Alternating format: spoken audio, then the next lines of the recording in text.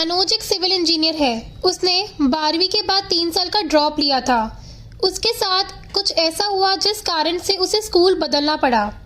साथ ही उसे इन बातों से उभरने के लिए काफ़ी समय लग गया। उसके साथ के मित्र अभी तक नौकरी लग चुके हैं और वो अभी नौकरी के लिए भटक रहा था। मनोज ने सिविल इंजीनियर कंप्लीट कर ली है। मनोज अब नौकरी के लिए एक कंस्ट्रक्शन कंपनी के ऑफिस में जाता है। जैसे कि आजकल हाल है, नौकरी के लिए बाहर काफ़ी लंबी लाइन लगी है। बहुत लोग आए हैं। मनोज अपने नंबर का इंतज़ार कर रहा होता है। कुछ घंटों के बाद मनोज का नंबर आता है। वो अंदर इंटरव्यू के लिए जाता है। इंटरव्यू लेने के लिए अंदर केवल एक ही यंग लड़की है, रिया। रिया ने मनोज को आते ही नहीं देखा। वो फाइल में बिजी है और कुछ ड्राइंग देख रही है। फिर कुछ देर बाद वो मनोज को बिना देखे ही उसकी फाइल देखती है। मनोज ने रिया को पहचान लिया।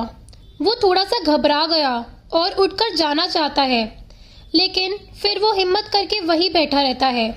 जेब में से रुमाल निकालकर अपना पसीना पोंछता है। रिया को ये सब दिखाई देता है।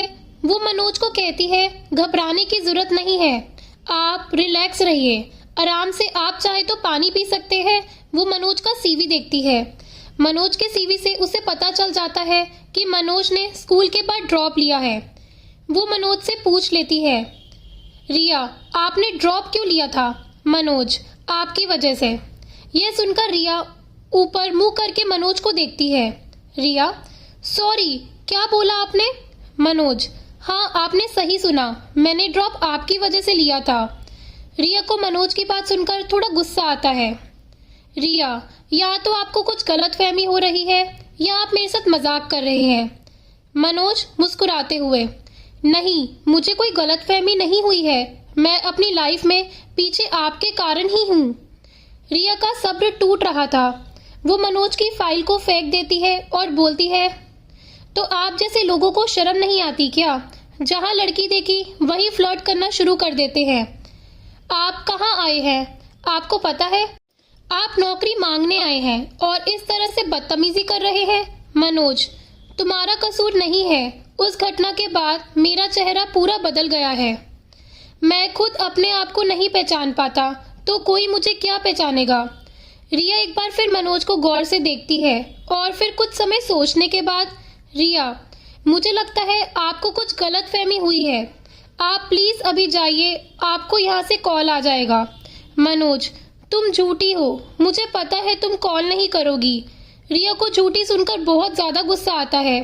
रिया, ओ एक्सक्यूज मी मिस्टर, तुम क्या पागल हो? कुछ भी बोले जा रहे हो, जाओ पहले अपना इलाज करो, फिर जाकर नौकरी ढूंढना। मनोज, ठीक है, मैं चला जाऊंगा, लेकिन मेरा सीवी आप अच्छे से देखिए, शायद आपको कुछ याद आ जाए। रिया थोड़ा सा मुंह बनाती है, लेकिन वो सोचती है इस सिचुएशन से निकलने के लिए एक बार फिर से देख लेती हूँ। वो सीवी देखती है और उसे एक बात दिखाई देती है, उसके स्कूल का नाम जहाँ से उसने पढ़ाई की। रिया, तुम मेरे स्कूल में थे? और कुछ ही सेकंड में रिया के चेहरे का रंग उड़ जाता है। मनोज को अब समझ आ गया था कि रिया ने उसे पहचान लिया। मनोज, तुम्हें पता है मेरे साथ क्या हुआ था? रिया, मुझे नहीं पता था। मनोज, तुम्हें कैसे पता होगा, तुमने तो स्कूल से ही मुझे निकलवा दिया था। रिया, मैं बच्ची थी, डर गई थी। मनोज, बच्चा तो मैं भी था, ये तुम्हारी समझ में क्यों नहीं आया?